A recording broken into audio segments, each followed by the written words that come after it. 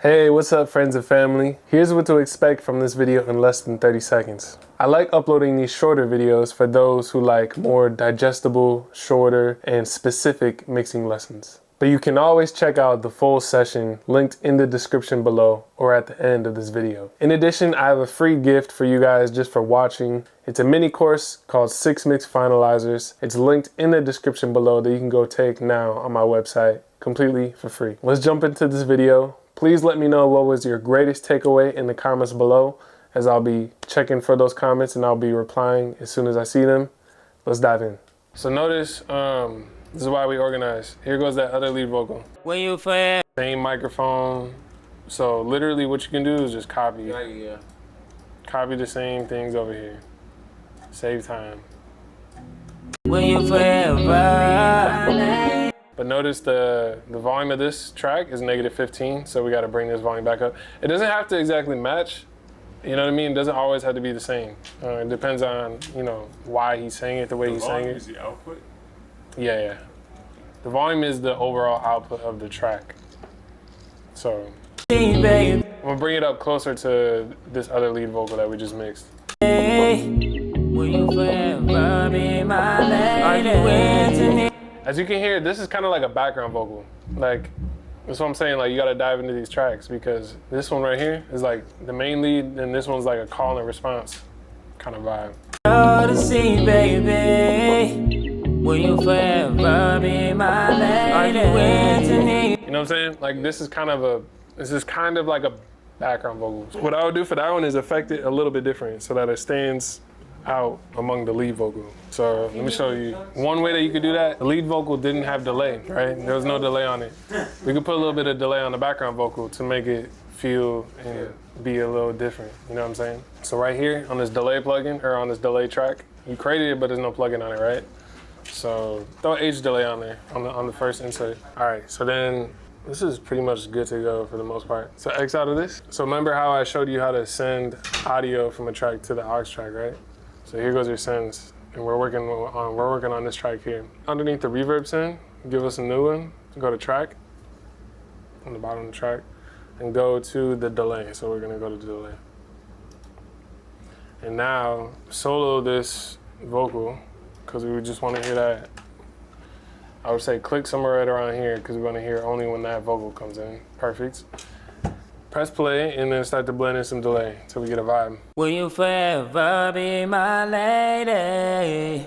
Same thing like the reverb, do it to the point where you feel it, but don't necessarily, it's not like super present. Will you forever be my lady?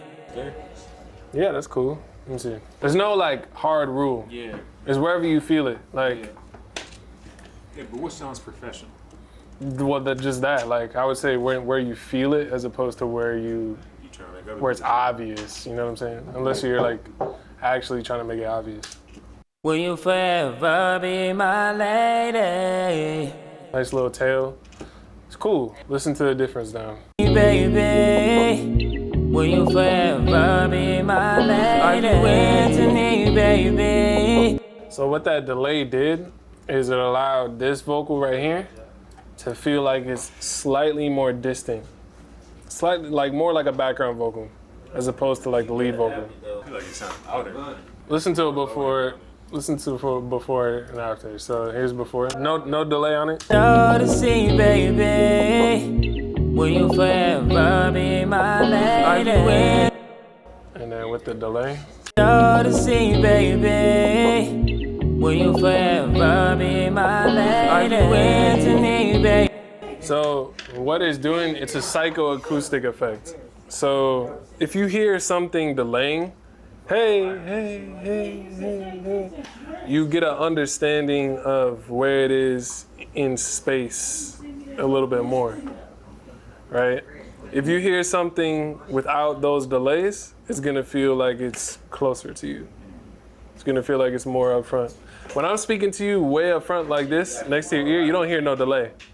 If I was way far back in the canyon and I was like, yay, and you heard a hey, and then a hey, and that, close your eyes, you would know that I'm far away or further away than someone who's right up to you. So that is like the psychoacoustic effect that you're creating by adding a delay. is just making that thing feel a little bit more distant than the lead vocal. Odyssey, baby, will you forever be my lady? Are you into me, baby?